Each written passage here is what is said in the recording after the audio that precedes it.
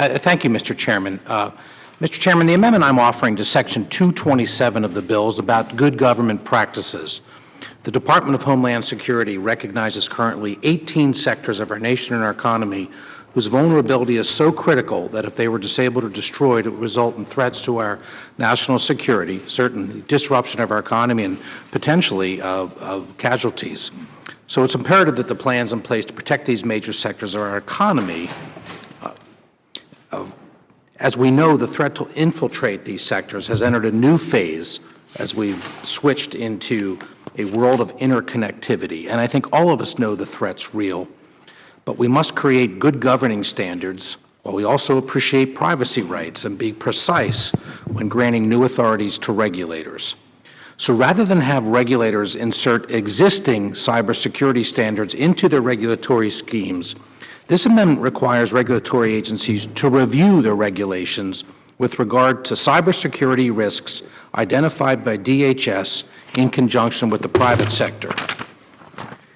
While it's clear that a comprehensive structure is needed to help government and business protect our nation's critical infrastructure and combat cyber threats, we need to appreciate that more than 40 laws have already been passed with provisions related to cybersecurity.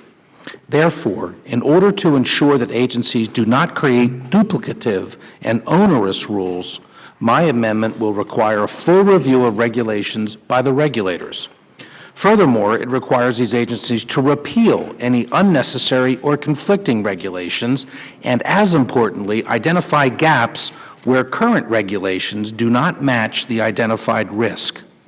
And then where there are gaps, the agency will adapt through notice and comment the existing performance standards into their regulatory regime.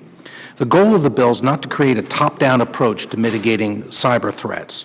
Rather, it's tailored to identify ways that our critical infrastructure sectors can coordinate, identify, and combat cyber risk with the government.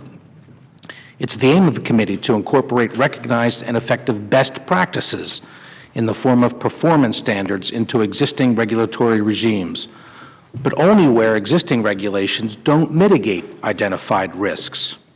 It's entirely possible that some sectors may have already addressed identified risk through their existing regulations. For example, the electricity sector is already familiar with the NERC Critical Infrastructure Protection Standards. These standards may address risks to the electric sector, but even if they don't, they have a clear path forward for filling any apparent gaps. The bottom line here is not to reinvent the wheel. It's to use the existing relationships and the expertise of existing regulators to incorporate existing standards into the regulatory regimes.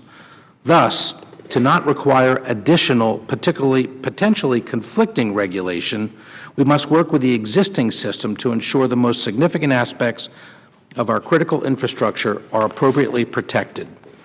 This amendment is necessary to help facilitate this process, and I urge the committee to adopt it. I yield back. The gentleman yields back.